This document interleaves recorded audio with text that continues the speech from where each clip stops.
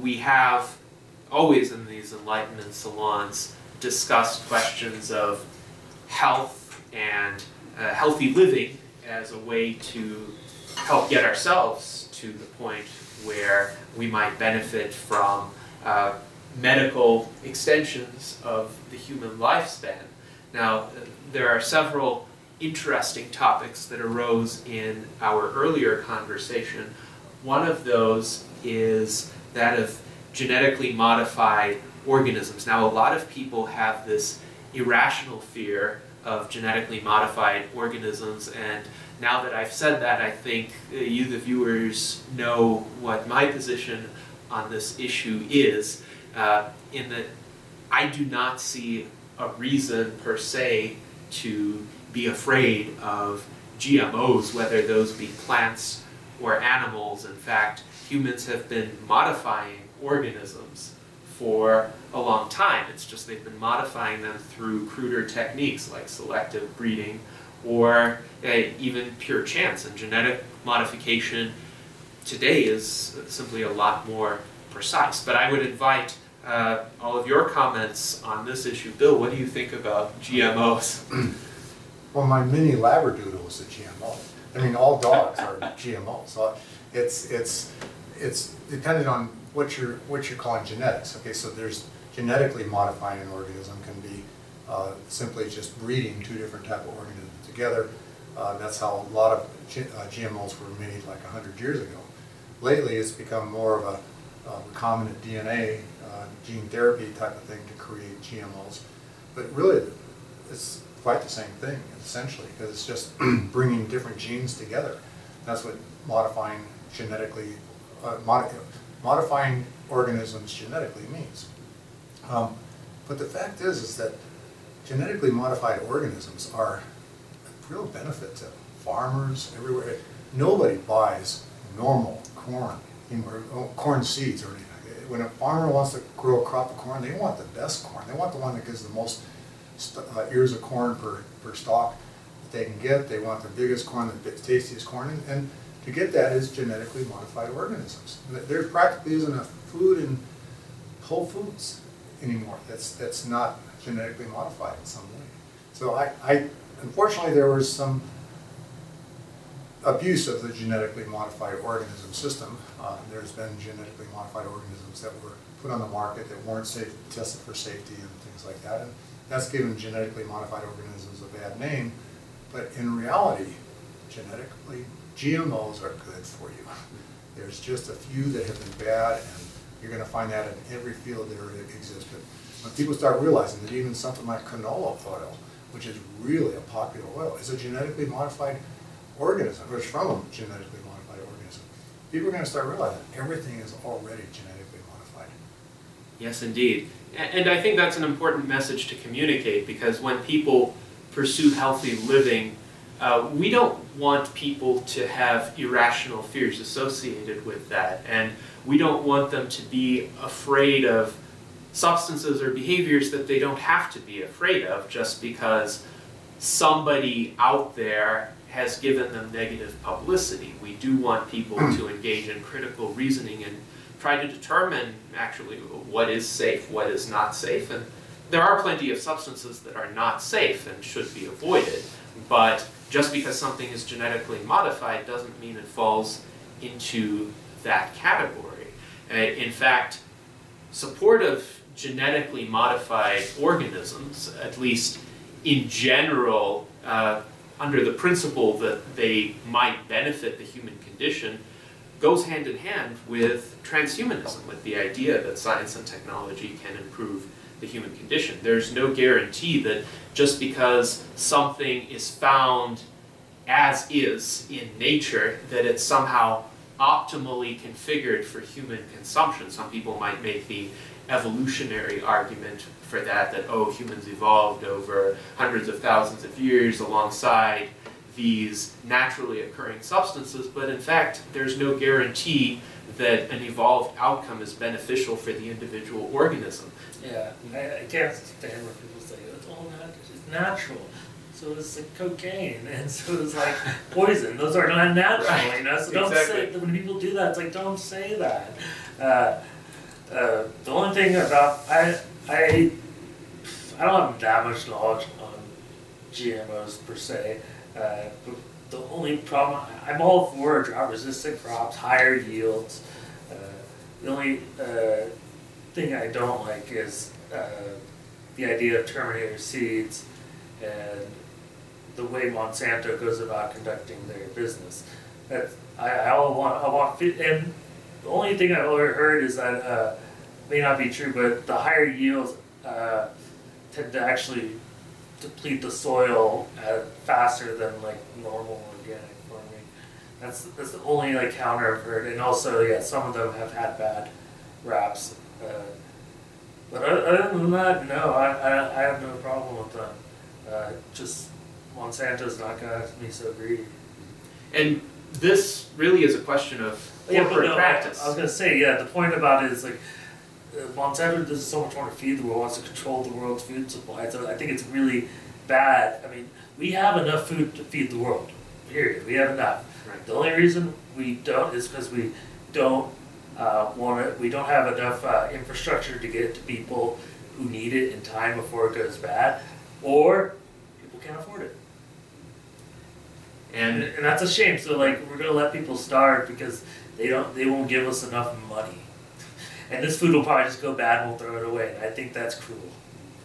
And that really is a socio-political challenge, in part a challenge of the technological infrastructure, but I think that is more readily overcome if there's a will to overcome it. But you're right, the food supply right now is more than sufficient to support the current world population or the world population that is likely to occur essentially once equilibrium is reached around the middle of the 21st century. Yeah, I hear human population is supposed to peak, or like it's supposed to plateau, right? Right, at around... Drop. Or there's drops, or what's it going to do? It's going to go up and then drop. Really? But that's because the baby boomers are going to start dying.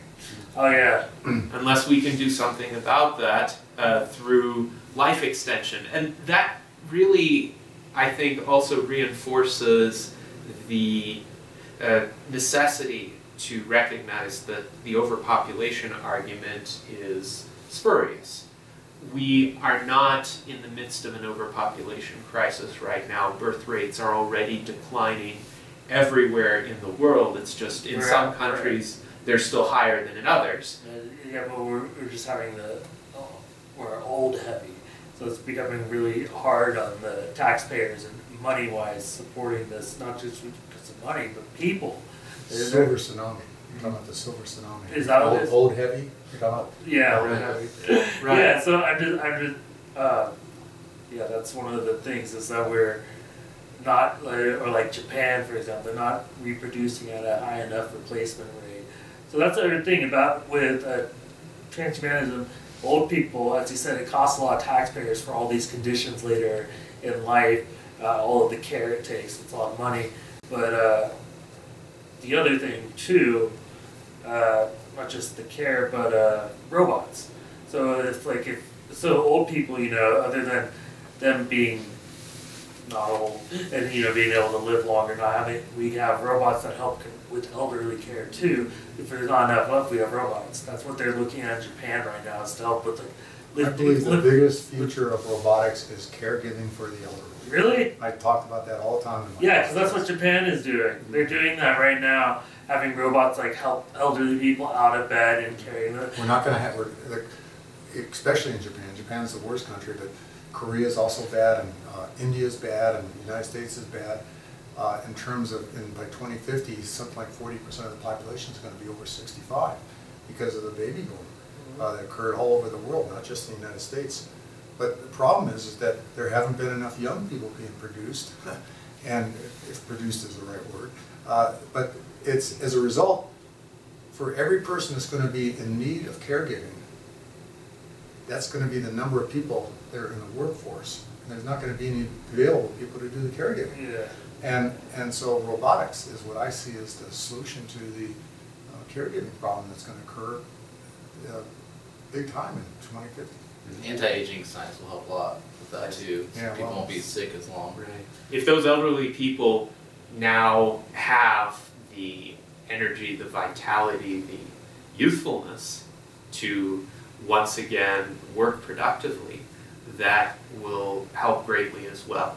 Because really, the reason why they're suffering, the reason why they're in need of care is because they're biologically old, not because they're chronologically old.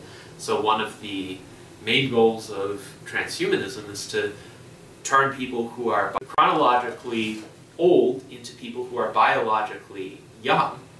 And really that dispels this popular Tithonus error, the idea that, oh, the only way to materially increase lifespan is to become increasingly frailer and have an ever lower quality of life. The opposite is the case. You can't materially extend lifespan beyond the current ceiling of approximately 125 years, though the oldest recorded lifespan is 122 years, without rejuvenating the organism, without turning people into biologically younger individuals. Increased lifespan has to be a side effect of increased health span.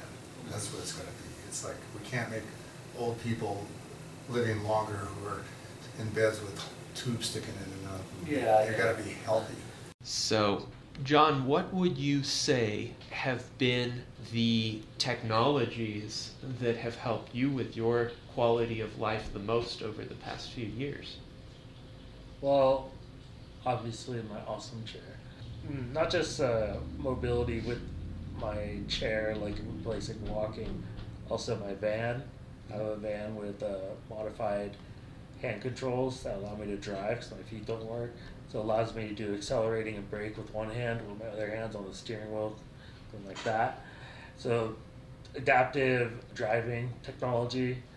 And then on top of that, also I use voice recognition software. Dragon Speed has become hugely helpful for me. Or even my phone texting. I can do basic text messages, but if really long ones, it's just way too much. So definitely a voice. Alexa. Yeah, so better than any voice recognition technology, adaptive driving equipment, as well as mobility technology and extensions of my arms, like grabbers and stuff to pick stuff up, put it there. Yeah, definitely a lot of those things. Those are some. Yes, and those technologies are part of transhumanism. 20 years ago, many of them would not have existed. Yes, exactly. That's important to recognize as well. Now, one of the practices that has been commonly talked about in the field of longevity advocacy, and certainly has been researched extensively, is caloric restriction. And there have been studies demonstrating significant life extension in yeast, in roundworms, in mice, in fruit flies, resulting from caloric restriction. But for more complex organisms like primates, and we humans are also primates, the results have been a lot more ambiguous. So, Bill, what are your thoughts about caloric restriction and the extent to which it may or may not benefit human longevity? Well, caloric restriction is better than Burger King or McDonald's. So there are health benefits from leading a caloric restricted lifestyle. But the data hasn't shown in primates or humans that it actually extends lifespan as much as it does in the mice and the roundworms and the fruit flies and the yeast, as you were mentioning. But I'm not opposed to caloric restriction. It's just that people aren't going to see the same benefits that these other animals have seen. I'm just frankly not convinced that this is the way to live longer. We have to find other ways for humans. Yes, and even if there were some lifespan extending effect, it would be quite minor compared to what we're really seeking to achieve, because we're not seeking to extend the average life expectancy at birth from 78 to 85. We're seeking to extend it indefinitely, essentially, but 130 would be a good start. I think 150 would be a good start. I think the moment that we have somebody beating Jean Calment's record of 122 years, the world is going to pay significantly more attention to this pursuit. Where did he come from? She. Yes, she was a woman in Arles, France. She was born in 1875 and died in 1997. A lot of people are taking metformin, so hopefully we start seeing some people get up to 130s. Well, it'll be a while, because the oldest person right now is like 116, I think. 117. 117? Okay, so it's, You can do it! so it's going to be at least 5 years before we see somebody exceed 122. Yes. And And you from contact them and tell them to start taking these. We're trying give to them prove, we're advice, trying to prove talk to a the point. doctors. Take this drug. From what I understand also, Jean Calment was a statistical outlier. The average life expectancy of supercentenarians, people in their 110s, has been very slowly creeping upward over the decades. But 115. yes, so gradually we've seen the oldest supercentenarians typically go from being 115 to being 116 to being 117, and a lot of studies suggest that there is not a fixed upper cap on their lifespans. It's just over time a lot of debilitating conditions create a high probability of death with each year. So if your probability of death each year is 60%, statistically you're very unlikely to reach 122 as Jean Calment did. One of the big problems for people of that age is a condition called senile systemic amyloidosis, which is the buildup of amyloid plaques, not just in the brain, but in other organs of the body. And that's the significant reason why people who don't get cancer, who don't get diabetes, who don't get heart disease earlier in life, succumb typically in their 110s. So if that can be overcome, that might lift at least the perceived ceiling of 125 years. Did you see that new report that came out the other day? It said something around the lines of if you make it past 80, your chances of dying become less. That's interesting. That's actually old data. It's when you get to that age, all the people that have the bad genetic markers, the high risk of cancer, high risk of heart disease, they've already died. Yeah, because it kicks in earlier, right? So now you've kind of almost created like an inbreeding of people that have better genes, Yeah. and they end up living longer. So, Survivorship bias. So it's like so if you had all those things, they would have come and had been fully fleshed out before then. Yeah. And since you had it, it's like, well, then here you go, keep going. Yes, it's as we were discussing at our last gathering, Bill, once somebody reaches their mid-80s, their probability of getting cancer for the first time actually begins to decrease. So, one incentive to live longer. I've also heard that people in the kind of like Asian countries, certain like off the island on Okinawa or something, like people who live there have some of the highest life expectancies in the world. They used to. They used to. Not anymore. In fact, Whereas I've been to Okinawa a few times. Well, it's a statistical phenomenon. Yeah. Okay, it's like You've been to whenever you start Okinawa? looking all over the world, you're going to find some populations living longer than others. But as soon as people started sequencing the entire genomes of some of these populations, they started finding out that it wasn't the diet, it wasn't what they're eating. It was more some kind of small amount of inbreeding that had resulted in them having less cancer genes or heart disease genes. What has happened is that they've found other populations that were on the exact same diet, and they had the lowest longevity. It was because they were enriched for heart disease genes and cancer genes. I watched, you make a very good point there, because I was watching Through the Wormhole, Morgan Freeman. You watch that show? There's a show where you talk about like different scientific stuff, and he was talking about this, and I brought it up in one of my classes, is he was talking about exactly what you're talking about, how some people will exercise, they'll do this and that, eat healthy, and still they'll die young.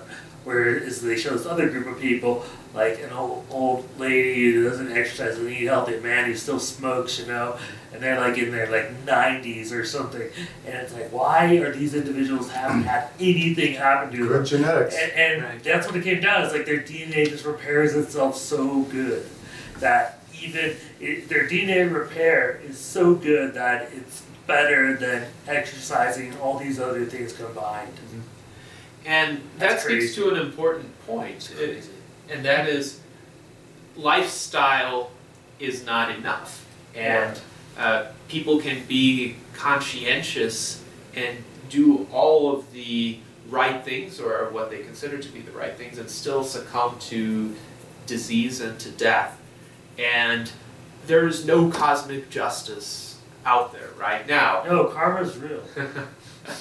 Well, but transhumanism endeavors to bring about greater justice by allowing human genomes to be improved and allowing conditions that cause early mortality to be edited out of the genome, while essentially genes that contribute to greater longevity to be provided to more people. I look forward to the day when somatic gene editing becomes a widespread procedure. Gene clinic.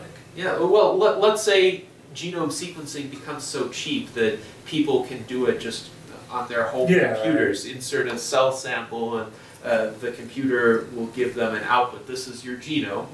These are the problem areas of your genome. Go to your local gene clinic. Get an injection of something that will essentially alter the genome in your somatic cells. It would have to go beyond just embryonic gene editing, because we want people who are already alive and already fully mature adults to benefit from it.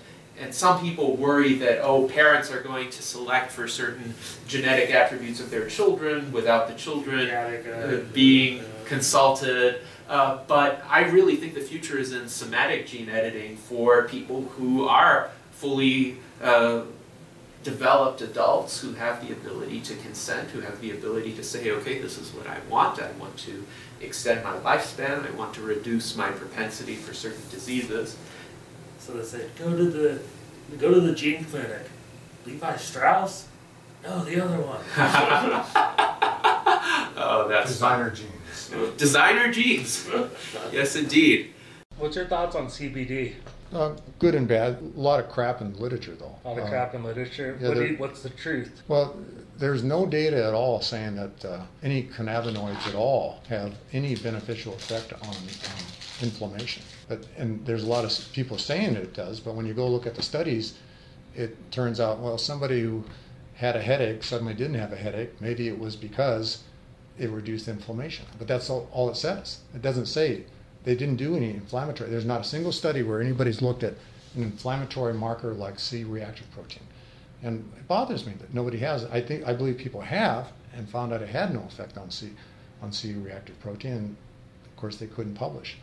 But in terms of... I was reading somewhere that it was CBD was a stronger antioxidant than, for glutamate toxicity or glutamine toxicity in the brand, I forget which one, it was a better antioxidant than E. It's not. So yeah, he said some good, some bad on CBD.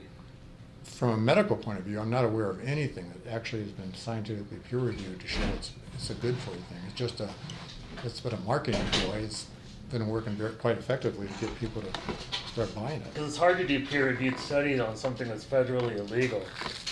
No, it's not. It's not? No, it's Why do easy. they always say that? It's hard to do studies on something that's illegal, federally illegal. They It's part of the marketing. It's probably do studies with they do studies on cocaine and other drugs. Yeah, animal studies and stuff like that. There's been lots of studies done with LSD on humans. Military done on. Yeah, I heard that for a while. I was like buying it. I was like, oh, it makes sense. But then I'm thinking, wait, no, it doesn't make any sense. We've tested every kind of cannabinoid you can find in any kind of like plant related to marijuana. Yeah. And Where at? At my company. Sierra We Science? buy them, yeah. Seriously, we buy them from chemical companies that manufacture these things for research purposes. Yeah. So we tested all of them and had no problems. We didn't have to sign anything special or anything like Yeah, that. right. And we did that 15 years ago 15 years ago? What prompted you to do it? because we were testing everything on the planet. Testing everything on the planet. Our high throughput drug screening, we were checking 4,000 different chemicals a day. And so we were finding the bottleneck was finding the chemicals. So we were getting every source imaginable, but people kept saying, try this, try that, and one of the things they came up with is things in the marijuana plant. But we did, lots of natural products, lots of synthetic chemicals. We screened more than 1 million different chemicals. How long has your company been in business? 20 years. Did you found it? Impressive. What do they mainly do? Do they test compounds there, or? No, it's just one. We're looking for a cure for aging. Oh, that's the main thing, right? Yeah. All right. And that's why you're testing so many compounds. You're looking for ones that are likely candidates. Well, that's one of the things we're doing. So one of the ways we're doing that is look for ways of producing telomerase in human cells to lengthen telomeres. And so you're looking for chemicals to induce it? That's one of the things, yeah. Looking for chemicals that induce the gene. But we're also looking for ways of doing gene therapy to deliver telomerase. Plus, we're looking for alternatives to even telomerase as ways of lengthening telomerase as alternatives to telomerase. So, were you the one who discovered telomerase? Mm-hmm. But yet, some woman got the Nobel Prize. She discovered the activity in a pond scum organism. So it's like there's something going 10 on years, here, right? yeah. But then she never made any connections to aging or cancer or anything like that. And then 10 years later, what made you look at it? I was looking for a clock, some kind of clock that ticks inside of us. Yeah. And when I heard about telomeres, it made the most sense. It was the best clock I could ever imagine. And so I joined forces with a guy named Cal Harley, who was thinking the same way I did, and that got started. And then Geron Corporation got started. Geron, that's huge, right? So, there's not a single scientific peer-reviewed study that says there's anything wrong with aspartame. That's one of the hearsay things. You think And so? Every company that sells any kind of drinking product is trying to compete with Diet Coke and Diet Pepsi because they're the number one selling drinks on the planet. Yeah. And so they badmouth aspartame. But you can't find any data whatsoever showing that aspartame is bad for you. You can find websites that talk about all the bad things, but you can't find any data that supports any of those claims. I don't know about that, man. No, check it out. I've looked into a lot of that, and one of the things that it got approved, aspartame got approved against a lot of scientists saying, no, we shouldn't approve it yet. But then the guy went ahead and approved it against their decision, and then that guy... And why? Because these scientists had no data. These were all being bribed. No, these scientists were against it because there was no good scientific data showing that it was good. But the guy who pushed it forward actually worked for the company that were going to push this product. Yeah, but scientists did say there's nothing good about aspartame, but that's not the point. The point is that no, they just wasn't. But we don't want Diet Pepsi in the show because it's too controversial. I'm fine with Diet Pepsi being there. I don't believe that there are any scientifically verified harms of aspartame or any other artificial sweetener. Yeah, but I disagree. I get such flack when I go to conferences and I'm drinking Giant Coke. People are like, what? They can't believe it. And then I have discussions with them, and next thing you know, they're getting their own Diet Pepsi. Just my high school reunion, my 45th high school reunion was like a month ago. Everybody was shocked that I was drinking that because they knew I was so healthy. They went out and bought cases of it. After I told The one thing Diet Pepsi was meant to do, which was help people lose weight, long-term studies shown that it hasn't. Yeah, I know. That's true, but why? But why is because the reason why is because you think you're getting calories in your brain is that's what they make. That's what they tell you. But the reason is because it's satisfied. people thinking, "Wow, I'm drinking a Diet Coke, therefore I can eat everything else. I can go get Burger King, stuff like that." Yeah, there's that because I'm drinking Diet Coke. No, I'll get a side of Diet Coke. I'll get a Big Mac and then fries and a side of Diet Coke. Yeah, right. But using it just to lose weight, people overcompensate. Yes. But there's actually a lot of people that did use Diet Coke and Pepsi to lose weight, and it worked. Right.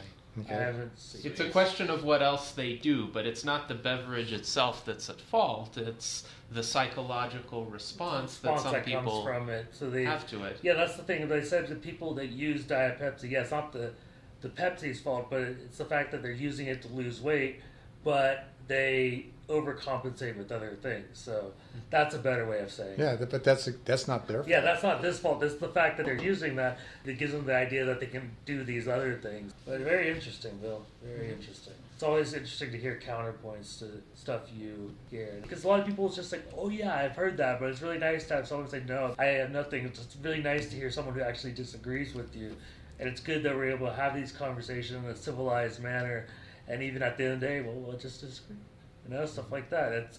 It's good to, you don't get a lot of that with my friends. Yes, indeed. Well, that's one of the purposes of the Enlightenment Salon, these kinds of conversations.